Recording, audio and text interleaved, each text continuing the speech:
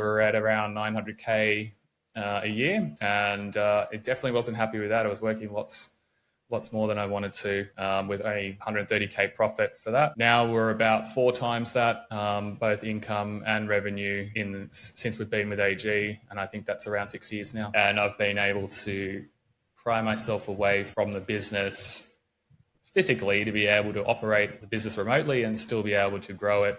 And I've got to see my kids grow, have them interrupt me a few times a day, or go and kick the soccer ball around outside or take them to the pool. That's just stuff that I think if I didn't make the changes that I made with the advice and support from AG, then I may not have made those changes, and I would hate to think that I would regret not having that time later on in life. You're putting in less time, physical time, not up here, better up here.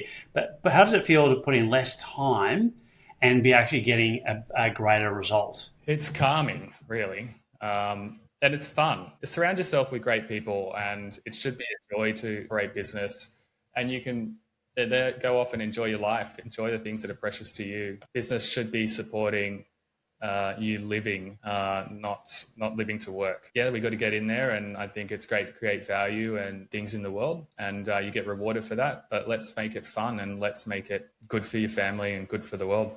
Yeah, love it. Can you tell us a little bit about who you are and what you do? I'm Luke Eagleton. I'm the CEO and founder of a company called Amaze. We specialize in building cloud infrastructure and internet access, broadband services for the Australian business market. You've been in business for a few years. Do you want to share how old were you when you started and a little bit around like how you became a business owner? Yep, I was 16 years old. I think it was at school, and the internet was in its infancy in Australia. There was only a handful of internet service providers at the time, and none of them did unlimited internet. And being that geeky kid at school, found the passion for computers, and internet was just this new and exciting thing, and I wanted to be online as much as possible. Back then it was hours only. You could buy per month, and it was really expensive. So I was looking around, and in the market there wasn't that sort of thing yet. But I signed up for an ISP in the local area, and I was on the way to school one day and saw their logo on the door and jumped off the bus and went in and introduced myself. And that further increased my interest in this. And within a couple of years, we'd sort of struck a deal, and I was reselling their accounts at school for unlimited access. And that sort of got me started. And now, being a lot older and being more experienced, I find it a lot easier. But without team around me and the right people to have great discussions about business with, like AG, that's really enabled me to grow myself. But also to have a team that's got my back has been invaluable in reaching this stage of business we're at now. Neat. And so if we go back, you've been in business now 28 years. What were some of the things that were the biggest challenges that you were facing, either early stage or middle stage? The biggest thing is the glass ceiling effect. The business ebbs and flows and changes with the market, and you get to a certain stage and the business will stagnate. You'll be scratching your head as to why things just won't click. There's certain revenues where this tends to happen that I've identified now with greater perspective, and finding what lever to pull at the right time helps you break through that perceived ceiling. So the business has been through different products and different iterations as the market changes, but the energy and the tools are needed to get that change happening, to break through that next level is something that I wasn't equipped with to deal with myself. Well, just on that there, what were some of the key energy and the tools that really helped you to scale the business? Yeah, not trying to do everything yourself. Thinking that you can solve every problem. You're a finite resource, and for high achievers and high energy people like myself, you tend to gravitate towards just getting in there and doing yourself, because you think that if I can do it in 5 minutes and it's going to take someone else 40 minutes, you think you're being efficient, but it's not quite that way. Give me an example of when maybe the first time that really hit home to you, that, oh man, this is not not sustainable doing it like this? Probably the self-realization when you're doing 18 hours a day, really working really hard and not having the scoreboard reflect that to be where you want it to be. So revenue grows and then comes back and then stagnates, and then you get frustrated.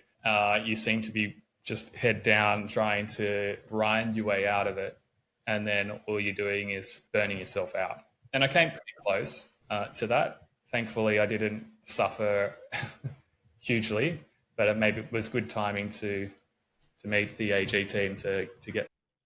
Well, actually, let's jump on that. We're working with Abundance Global now and with us and the team. What's been the difference that you had in the business? Having the coaches there to call on at any moment in the structured way that they help. The time to be away from the business and think about where you want it to go, going to the yearly or 4 monthly planners that AG do really help get you out of the operations of the business. Look at that vision that you create in the future and then break it down to bite-sized chunks where you can execute on it. And knowing what to do next is great, because my office desk is actually quite messy at the moment, and it doesn't bother me like it used to, because I know what I need to do next, and it's not clean the desk. Yeah. Well, that's good, because that's one of the sayings that we have, and that is that if you don't know what you need to be doing in the very next 15 minutes, then the first thing you need to seek out is clarity. So it sounds like you've actually developed a lot more clarity around the levers that actually really drive the business a lot forward. If you could go back earlier and do that, what difference that makes? If you could go on a time machine and go back 10 years, what would you whisper in your own ear around, hey, Luke, make sure you do these things? I'd probably just ask him to stop and take it, like, where are you going with this? Where do you want to go? Take a breath. I realized, I think with AG, that my vision had never been updated since 1996. So having a unclear vision and not stated somewhere meant I knew what I was doing every day, was working towards something that I could sense, but it wasn't clear and it wasn't documented anywhere. So I couldn't encourage others to join me on that vision mission. It didn't strike me that it needed to be done because I didn't know what I didn't know. And so being self-taught and an entrepreneur, I never went through any university degrees or anything. So I'd research it and I'd learn what needs to happen, and then I'd apply those skills. And I guess this is how I came across AG, is like, okay, well, this business isn't doing what I need it to do. How do I get it to the next level? And I researched that, and then I came across AG, and then they had a whole toolkit for me. So here I am. And what was the changed view from a business owner's perspective by having the toolkit there and having the roadmap that you can follow? It took a couple of iterations to go through the planner and to really just think differently about what I want to achieve and how to get there.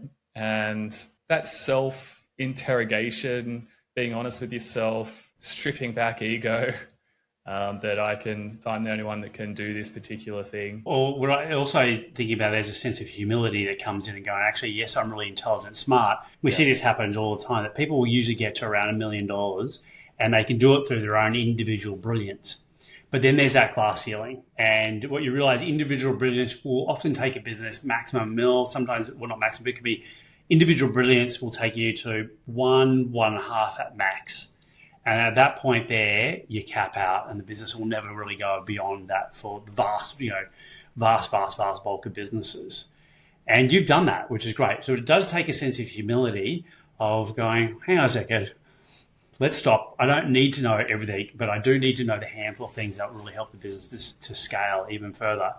And since you've done that, you've 4.3 times your profit in that period of time, and now sitting in the rarefied air of very solid 7 figures, 7-8 figures going on that journey, which is massive kudos to you going, actually, maybe I don't know everything, and maybe I need to harness all the resources that are around me. So well played on that. Any comments you want to make around that? The simplest way to describe it is you can't see your own swing. Golfers cannot see their own swing. That's why they get coaches to watch them and to point things out. And it's the same in business. if you don't have somebody to talk to and to share insight with, that can be peers, but it can also be coaches. And like trying to create my vision. If I didn't know that I didn't need to do it, it would never have gotten done. But then also having to bounce ideas off people and to help you extract that inner essence, which is that fuel to propel you forward. I think that's critical. I love that. It's gold. Luke, finish this sentence.